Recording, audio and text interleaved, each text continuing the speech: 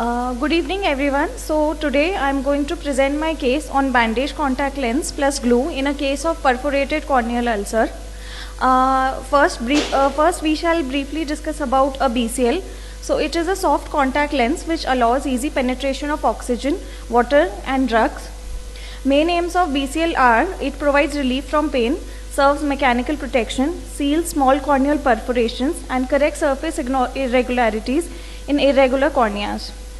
Other conditions in which BCLs can be used are eyelid abnormalities such as entropion, ectropion, trichiasis, ocular surface disorders, chemical injuries, dry eye, Stevens-Johnson syndrome, corneal surface disorders such as keratitis, bullous keratopathy.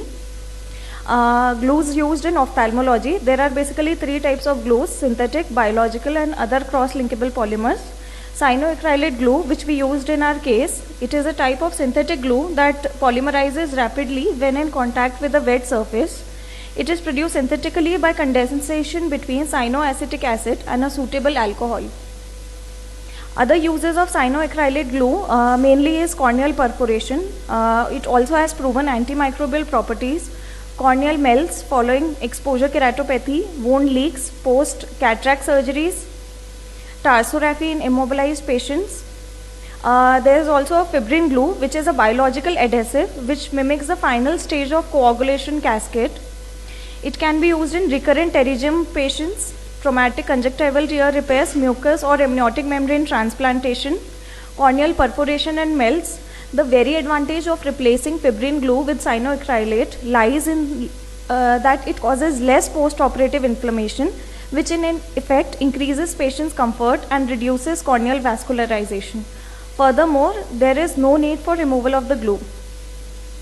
Now coming to my case, a 38-year-old female patient presented to our outpatient department with the chief complaints of pain, watering, redness and diminution of vision in right eye since 20 days.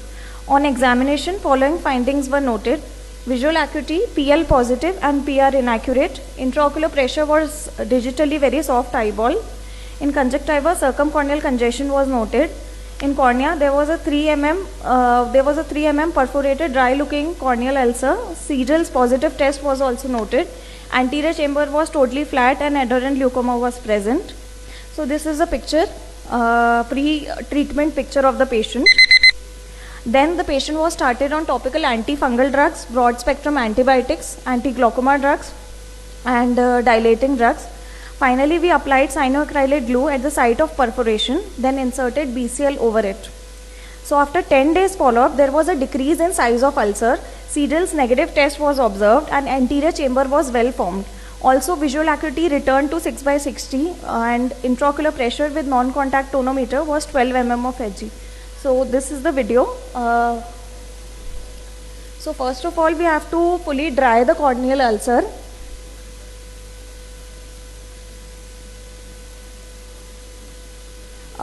As glue cannot be applied on wet surface, then we apply cyanoacrylate glue. Just 1 to 2 drops is sufficient. Then we wait for 30 seconds to 1 minute so that the glue polymerizes.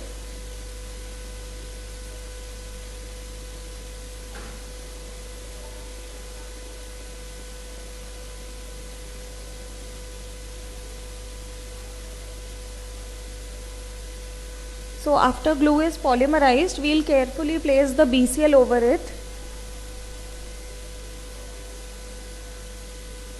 After placing the BCL, we will patch the eye for 4 to 6 hours and the eye can be opened after 4 to 6 hours and topical treatment can be started.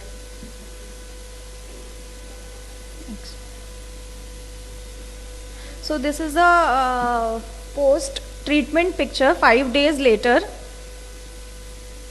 This is the photo of patient after 10 days of procedure.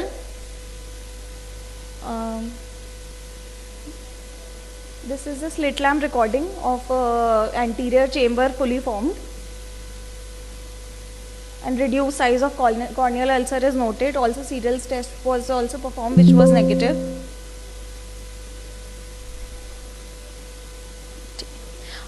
Coming on to conclusion, so glue plus BCL is a very effective treatment modality in patients of corneal perforation, as it is cost effective, non-invasive, easy to perform and also patient friendly. These novel developing adhesive promises to overcome the drawbacks and risks associated with the existing ones, such as sutures, which causes infiltration, ocular irritation, patching, which increases microbial contamination, non-compliance for drug installation timely.